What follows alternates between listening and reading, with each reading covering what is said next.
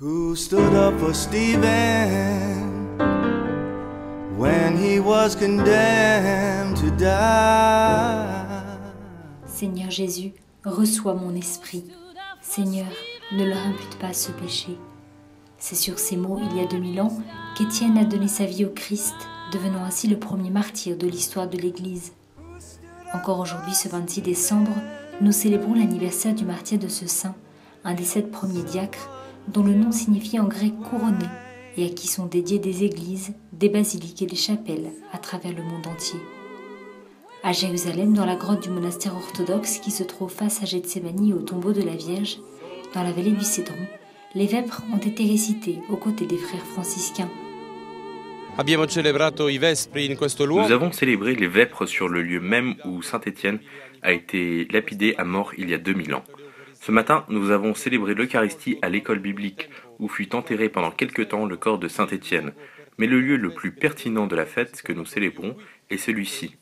Et le fait de pouvoir célébrer dans un lieu qui appartient à l'Église grecque orthodoxe est aussi un signe de l'amitié que les franciscains ont pu avoir avec nos confrères à travers ces derniers siècles. Chaque année, nous venons ici pour célébrer les vêpres solennelles.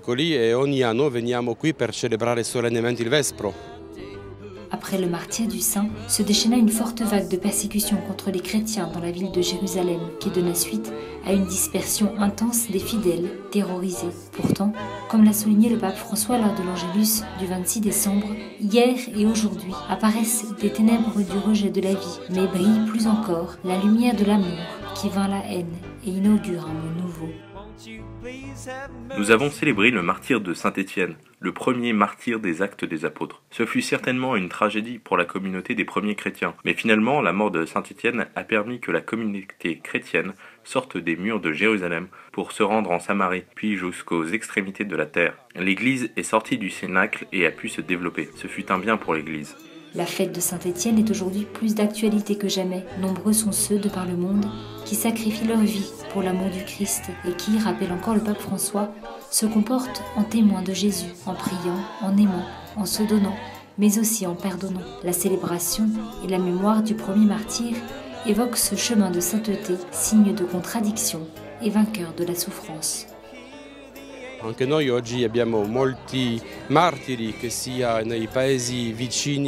Aujourd'hui encore, il y a beaucoup de martyrs, notamment dans les pays voisins au Moyen-Orient, mais aussi dans de nombreux pays du monde. À travers le martyr, nombreux sont ceux qui, comme Saint Étienne, donnent leur vie.